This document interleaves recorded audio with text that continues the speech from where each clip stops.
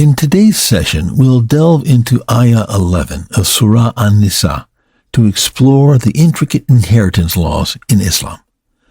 Discover how Allah's guidance ensures fairness and wisdom in dividing assets among heirs, highlighting the balance of responsibilities and rights.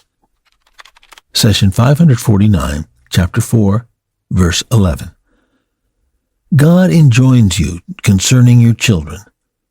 A male receives the same as the share of two females. If there are more than two daughters, they receive 2/3 of what you leave. If she is one on her own, she receives a half. Each of your parents receives 1/6 of what you leave if you have children. If you are childless and your heirs are your parents, your mother receives 1/3. If you have brothers or sisters, your mother receives 1/6 after any bequest you make or any debts. Your parents or your children, you know not which of them are nearest to you in benefit. These are obligatory shares from God. God is all-knowing, all-wise. Chapter 4, verse 11. What a wonderful Lord is our Creator. He cares for our children in a way that seems He loves them even more than we do. His statement, God enjoins you concerning your children, reveals His deep mercy and care for us and our loved ones. In verse 7 of this chapter, God mentioned, men shall have a share in what their parents and closest relatives leave, and women shall have a share in what their parents and closest relatives leave, but left out any details. Why? Because addressing these issues first fosters compassion for the vulnerable and creates anticipation in our hearts for the inheritance rules concerning our loved ones, our children and parents. When people crave a ruling, they embrace it more deeply when presented. Now, in Ayah 11, God declares, God enjoins you concerning your children. A male receives the same as the share of two females. This statement provokes controversy and curiosity. Is this fair? Why not say, for two females is a share equal to one male, or for the female half the share of the male? All these variations convey the intended meaning, right? We answer that while all sound similar, they are quite different. Allah wants the standard measure for inheritance to be the female's share, making the male's portion relative to it. If it had been phrased as, for the female half the share of the male would have been the reference point. Instead, the phrasing, a male receives the same as the share of two females, positions the female's share as the yardstick. More critically, many argue that this arrangement is unfair to women and then call for equality. But let's take a closer look at fairness here. The male is obligated to provide for his wife and children, while the woman is supported by her husband or father and only financially responsible for herself. So whether married or not, a woman's portion is entirely hers. In reality, she has a more advantageous position. This is why Allah made women's portions the reference by saying, a male receives the same as the share of two females. Is there favoritism here? Yes, there's a preference toward women since their share is the standard. They are fully supported and can enjoy financial security without the obligation to help other family members. The verse continues, if there are more than two daughters, they receive 2/3 of what you leave. If she is one of her own, she receives a half. You may have noticed that the verse spells out rules for when the deceased has either one daughter or more than two. This leaves out the prevalent scenario of having precisely two daughters. Why? We answer that the Quran encourages thought by challenging our intellect to study and draw conclusions from God's book.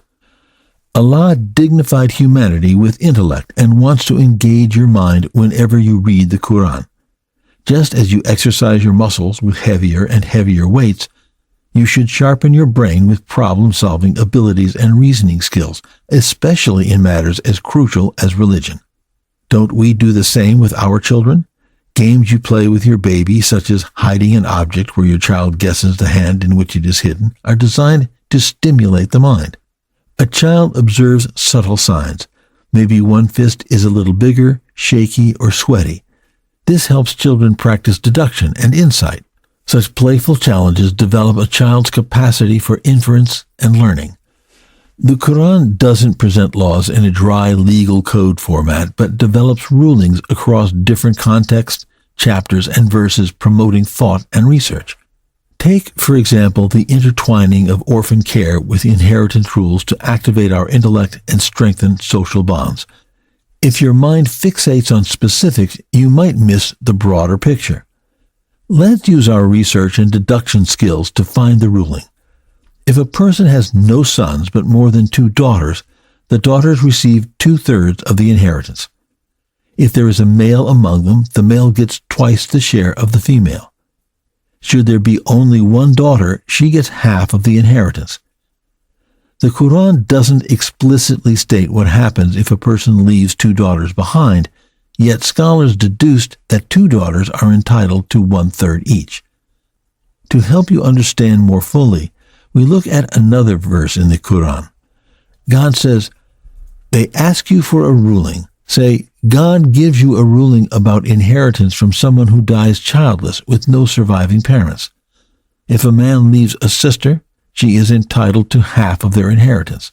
If she has no child, her brother is her sole heir. If there are 2 sisters, they are entitled to 2/3 of the inheritance between them. But if there are surviving brothers and sisters, the male is entitled to twice the share of the female." God makes this clear to you so that you do not make mistakes. He has full knowledge of everything. Chapter 4, verse 176. Interestingly, God gave us the rule of inheritance for 1 or multiple daughters in the 11th Ayah of Surah An-Nisa. Then the rule for 2 sisters in Ayah 176. Now we can adopt the rule for 2 sisters and apply it toward daughters and the rule for multiple daughters and apply it to sisters. The picture is complete. Allah explains that 2 sisters receive 2/3 of the inheritance of a childless person, suggesting that daughters, being closer in relations to the deceased, must receive at least the same. If a daughter shares the inheritance with her brother, she receives 1/3. If she's alone, she gets half. We conclude that with 2 daughters, each gets 1/3. Notice how the phrase, "they ask you for a ruling," reflects the early believers' eagerness to understand divine guidance, even beyond what was already revealed. The first Muslims sought guidance out of love for God's instructions, genuinely desiring His clarity and direction. We continue with the verse under study. God says, "Each of your parents receives 1/6 of what you leave if you have children. If you are childless and your heirs are your parents, your mother receives 1/3. If you have brothers or sisters, your mother receives 1/6. If a childless person dies, his mother inherits 1/3 and the father 2/3. If this person had siblings, the mother receives only 1/6 after all debts are settled and bequests are honored. In general, bequests, which are gifts that are made as part of a will or trust, should be honored first. Why? Because debts have active claimants who will chase after them, while bequests do not, making them easy to ignore.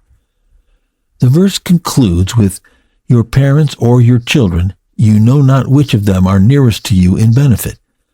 Allah is warning you against basing your will on perceived benefit. A person close to death may look at God's distribution of inheritance and decide that he would like to leave his children more than God's share. He may logically think, "My parents will die soon while my children have a long life ahead, so I am going to give my children more money now." Or, "My parents are sick, so I will give them more since my children are strong and have full-time jobs." Allah alone knows where the true benefit lies, making Him the best architect of inheritance laws. God's enduring knowledge and wisdom underscore these commands. Do not act like you know more than your Creator. Inheritance is a crucial topic for every Muslim. We hope you gained valuable insights into the wisdom of Islamic inheritance laws from today's session.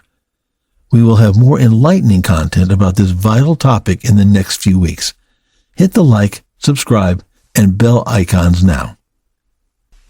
يوصيكم الله في أولادكم للذكر مثل حظ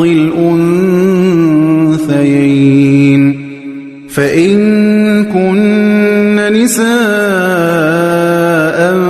فوق اثنتين فلهن ثلثا ما ترك وإن كانت واحدة فلها النصف ولأبويه لكل واحد منهما السدس مما ترك إن كان له ولد فإن لم يكن له ولد وورثه أبواه فلأمه الثلث فإن كان له إخوة فلأمه السدس من بعد وصية يوصي بها أو دين آباؤكم وأبناؤكم لا تدرون أيهم أقرب لكم نفعا فريضة من الله إن الله كان عليما حكيما.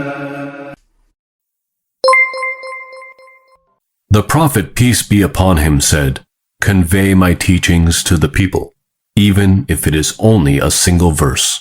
Please take a moment to subscribe and to share with your family and friends. Visit us at www.qurangarden.com.